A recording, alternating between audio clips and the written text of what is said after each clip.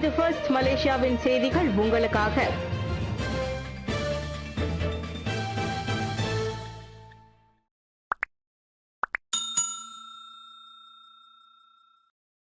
இலக்கிடப்பட்ட diesel உதவித்தொகை அமலாக்க வழிமுறை விரைவில் அறிவிக்கப்படும்.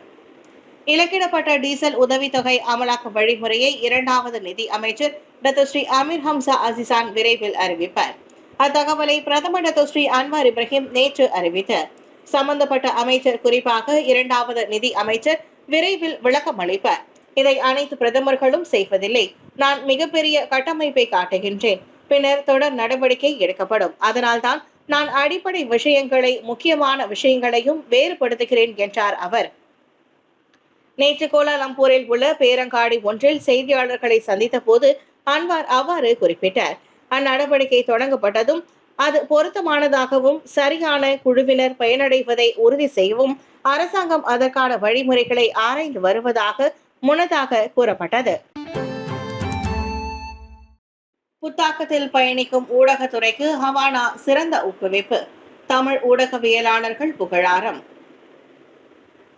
தொழில்நுட்பம் அதீத வளர்ச்சியை நோக்கி சென்று கொண்டிருக்கும் நிலையில் ஊடகத்துறையும் அதற்கு ஏற்ப இலக்கவியல் மற்றும் சமூக ஊடகம் சார்ந்து பயணித்துக் கொண்டிருக்கிறது.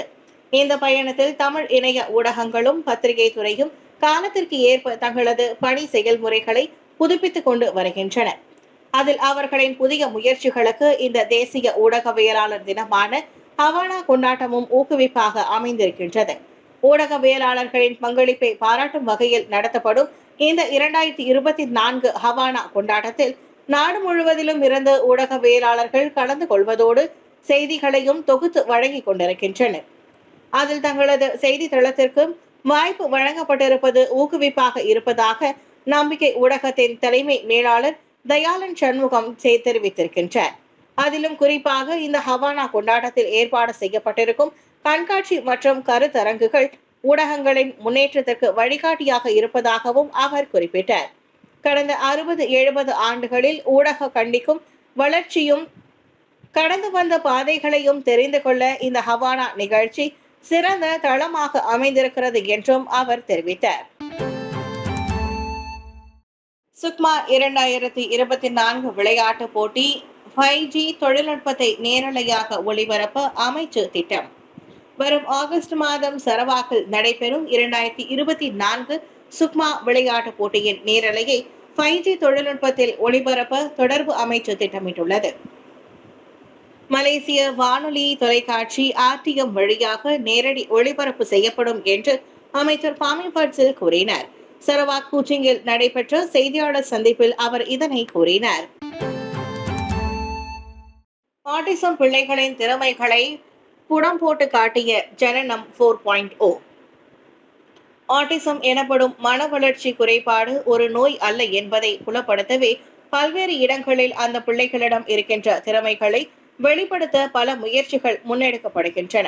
அத்தகைய பிள்ளைகளை முறையாக செதுக்கினால் இயல்பான சிறுவர்களை காட்டிலும் சிறந்த சாதனையாளர்களாக அவர்களை உருவாக்க முடியும் என்பதை தொடர்ந்து மெய்ப்பித்து காட்டுகிறது ஜனனம் 4.0 கலை நிகழ்ச்சி.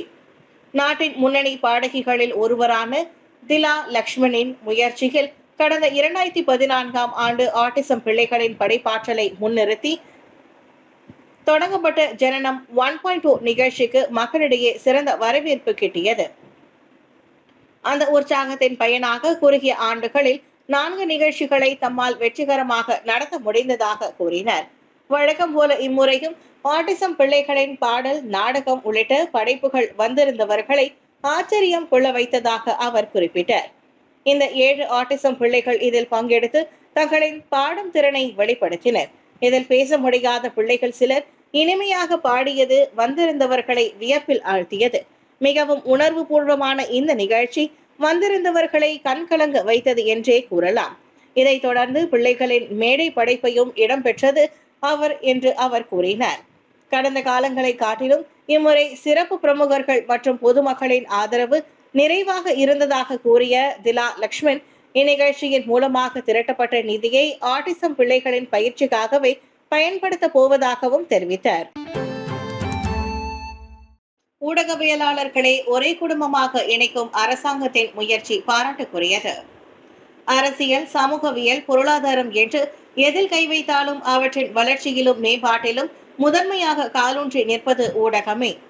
ஒரு ஜனநாயக நாட்டை வடிவமைப்பதில் அளப்பரிய பங்கை கொடுக்கும் செய்தி உலகத்தாரை அங்கீகரிக்கும் விதமாக தேசிய ஊடகவியலாளர் தினம் ஹவானா கொண்டாடப்படுவது அரசாங்கத்தின் வரவேற்கக்கூடிய முயற்சி என்று கூறுகின்றார் பெர்னாமா தலைமை செய்தி ஆசிரியர் அருள்ராஜு துரைராஜ்.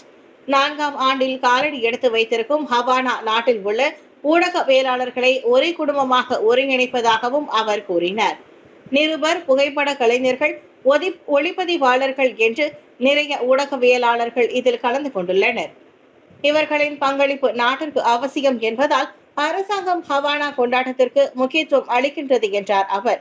ஆண்டுக்கு ஒரு முறை மட்டும் கொண்டாடப்படும் வழக்கமான நிகழ்ச்சியாக மட்டுமல்லாமல் ஊடகத்துறை கடந்து வந்த பாதைகளையும் சவால்களையும் மக்களுக்கு தெரிவிக்கும் விதமாக 3 நாட்கள் கண்காட்சி ஏற்பாடு செய்யப்பட்டிருப்பதாக அருள்ராஜு கூறினார்.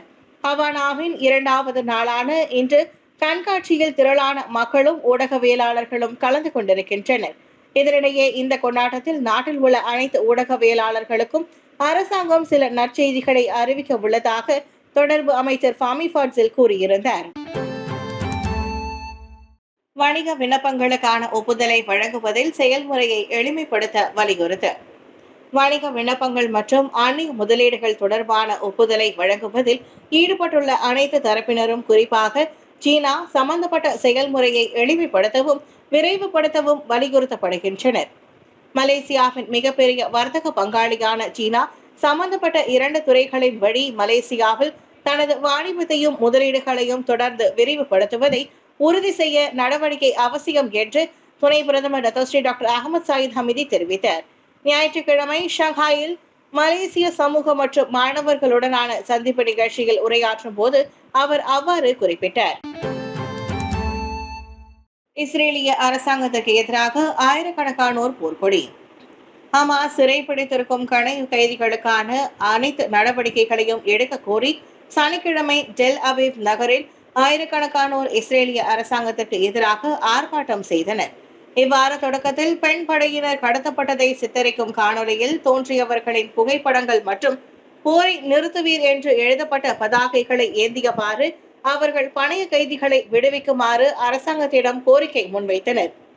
அது மட்டுமல்லாமல் இஸ்ரேல் பிரதமர் பெஞ்சமின் நெதன்யாகுவை பதவி விலகுமாறும் புதிய தேர்தலை நடத்த வேண்டும் எனவும் அவர்கள் தங்களின் போராட்டத்தில் வலியுறுத்தினர். போலீசார் அவர்களை எதிர்கொள்வதற்கு முன்னதாக காசாவில் ஹமாஸ் தரப்பால் பிணை கைதிகளாக பிடித்து வைக்கப்பட்டவர்களின் புகைப்படங்களை ஏந்தியவாறு ஆர்ப்பாட்டம் செய்தவர்கள் அப்பகுதியை சுற்றி நின்றிருந்தனர். அங்கு நடந்த போராட்டத்தை கலைக்க இஸ்ரேல் போலீசார் தண்ணீர் பீரங்கியை பயன்படுத்தியுள்ளனர். இதனிடையே கடந்த ஆண்டு அக்டோபர் 7ஆம் தேதி நடந்த தாக்குதலுக்கு பிறகு ஹமாஸுக்கு எதிரான போரை நெதன்யாகு எவ்வாறு கையாண்டார் என்பதில் இஸ்ரேலியர்களிடையே பிளவு அதிகரித்து வருகிறது. காசா பகுதியில் ஹமாஸுடன் இஸ்ரேல் நடத்தி வரும் போரை தொடர்ந்து அப்பகுதியில் வாரந்தோறும் போராட்டங்கள் வெடித்து வருகின்றன. சமூக ஊடகத்தில் பிளாக் செய்ததால் பெண்ணின் கையை முறுக்கிய ஆடவன் அபராதம் விதித்து எச்சரித்த நீதிமன்றம்.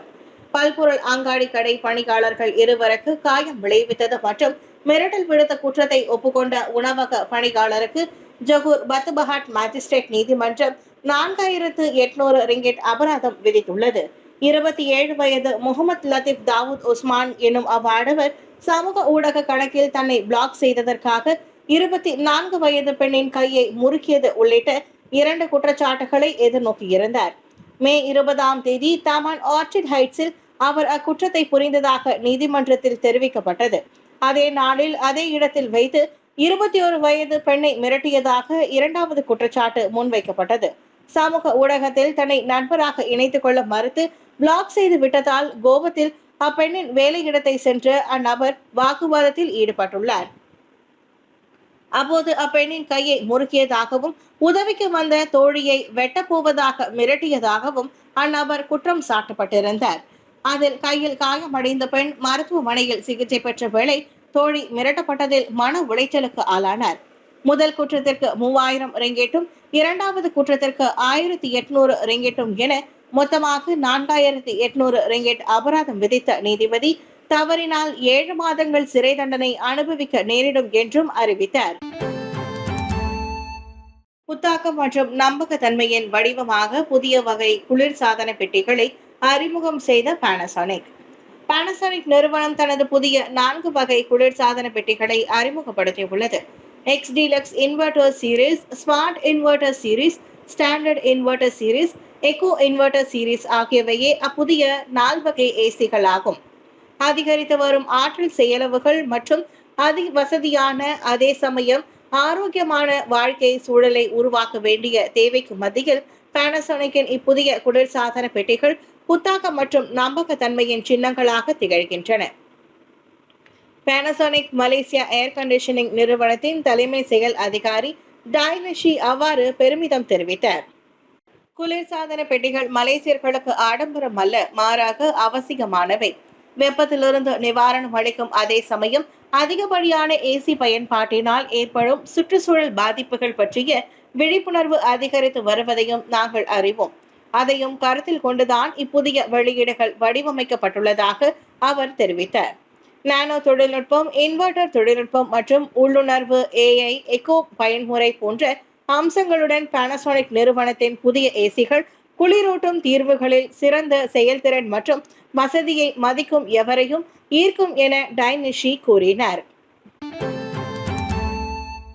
FA கிண்ணத்தை வாகை சூடிய மான்செஸ்டர் யுனைடெட் யூரோப்பா லீக் கால்பந்து போட்டிக்கும் தகுதி பெற்றதால் ரசிகர்கள் கொண்டாட்டம். பலம் பொருந்திய மான்செஸ்டர் சிட்டியை 2-1 என்ற கோல்களை தோற்கடித்து மான்செஸ்டர் யுனைடெட் இங்கிலீஷ் FA கிண்ணத்தை வாகை சூடியுள்ளது. லண்டன் வெம்ப்லி அரங்கில் நடைபெற்ற பரபரப்பான இவ்வாட்டத்தில் யுனைடெடுக்கு இளம் அதிரடி வீரர்களான அலெஜாண்ட்ரோ கர்னாச்சோவும் கொபி மொய்னோவும் கோல் அடித்தனர். சிட்டியின் ஆறுதல் கோலை ஆட்டம் முடிய சில நிமிடங்கள் இருக்கும்போது ஜெரேமி டொகு புகுத்தினார். ஆட்ட நாயகன் விருதையும் கொபி மைனோவை வென்றார். FA கிண்ணத்தை வென்றதன் அடிப்படையில் மான்செஸ்டர் யுனைடெட் அடுத்த பருவத்திற்கான யூரோப்பா லீக் கால்பந்தத்திற்கு தகுதி பெற்றுள்ளது. பிரீமியர் லீகை கிளப் வரலாற்றில் படுமோசமாக 8வது இடத்தில் முடித்த யுனைடெடுக்கு இவ்வெற்றி தெம்பையும் புதிய அதன் ரசிகர்களுக்கு மகிழ்ச்சியையும் கொடுத்துள்ளது.